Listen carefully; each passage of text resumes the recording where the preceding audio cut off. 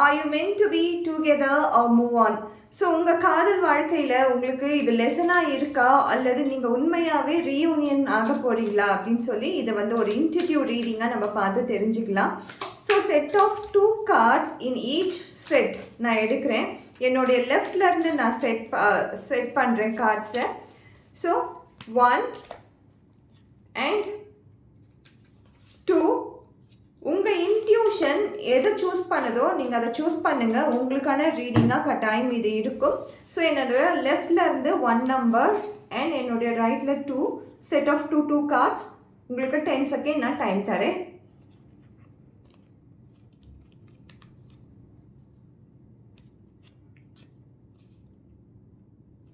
So 1 number நினச்சவங்களுக்கு so கண்டிப்பாக உங்களுடைய reunion அப்படின்றது நடக்கும்.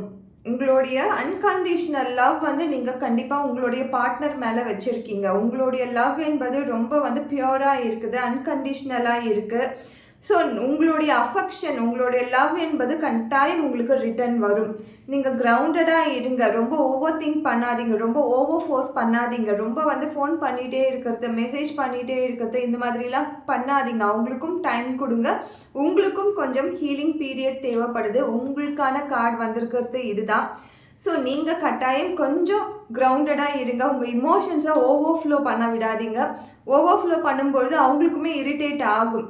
ஸோ இப்போ வந்து கொஞ்சம் அப் அண்ட் டவுனில் இருக்குது ஃபேஸ் அப்படின்னாலும் கொஞ்சம் வந்து நீங்கள் சட்டிலாக இருங்க, காமாக இருங்க. கட்டாயம் இந்த ஃபேஸ் மாறி ஒரு யூனியனுக்கான ஒரு நல்ல ஒரு ஆப்பர்ச்சுனிட்டிஸ் கிடைக்கும், நல்ல ஒரு மெமரிஸ் கிடைக்கும் லைஃப்பில். ஸோ இப்போதைக்கு நீங்கள் கொஞ்சம் டவுன் கிரவுண்டடாக இருங்க. உங்கள் இமோஷன்ஸை ரொம்ப ஓவர்ஃப்ளோ பண்ண வேண்டாம், ரொம்ப அப்படியே சட்டிலாக ஃபாலோ பண்ணிக்கோங்க. ஸோ நம்பர் 2 நினச்சவங்களுக்கான கார்டு என்ன அப்படின்னு நம்ம பார்க்கும்போது, நீங்கள் சேசராக இருக்கீங்க, பின்னாடி போயிட்டே இருக்கீங்க, கோடிபெண்டண்ட்டாக இருக்கீங்க. ஸோ எங்கே விட்டுட்டு போயிடுவாங்களோன்ற அந்த பயத்திலேயே அவங்கள பின்தொடர்ந்தே போயிட்டுருக்கீங்க.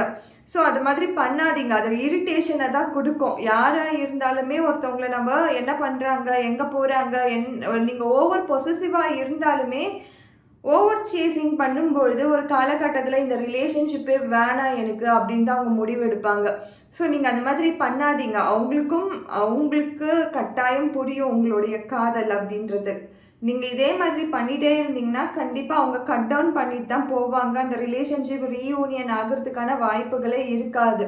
ஆர் அவங்க உங்களை பண்ணிகிட்டு இருக்காங்க, இந்த மாதிரி சேஸ் பண்ணிகிட்டே இருக்காங்க, எனக்கு என்னுடைய லவ் லைஃப்பில் ஃப்ரீடமே இல்லைன்னு நினச்சிங்கன்னா கண்டிப்பாக அது கட் டவுன் ஆகக்கூடிய ஒரு ரிலேஷன்ஷிப் தான். தேங்க்யூ.